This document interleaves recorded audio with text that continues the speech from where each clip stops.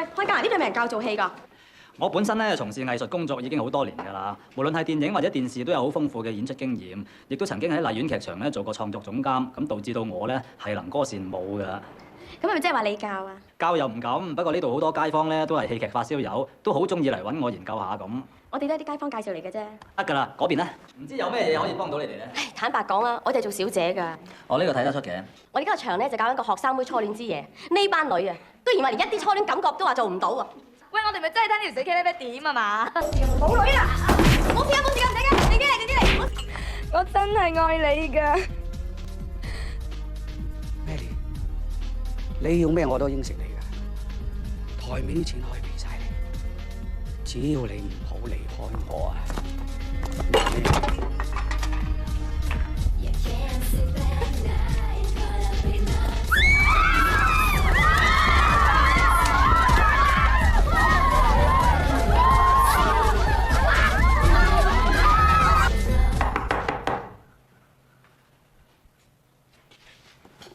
做咩啊？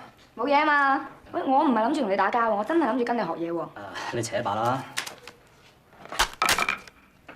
對於一啲有熱誠嘅志同道合好朋友咧，大家係可以研究下嘅。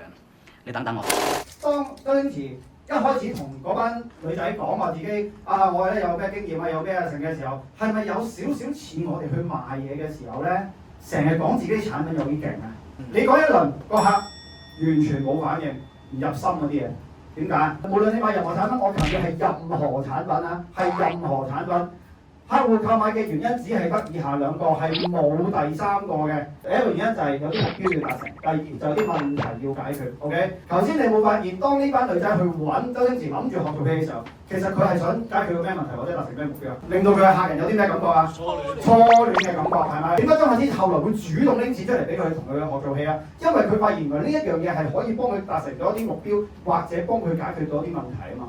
OK， 所以喺你去做銷售你產品嘅時候，試下放低自己少少，唔好咁幫我，多啲你嘅目標係乜嘢？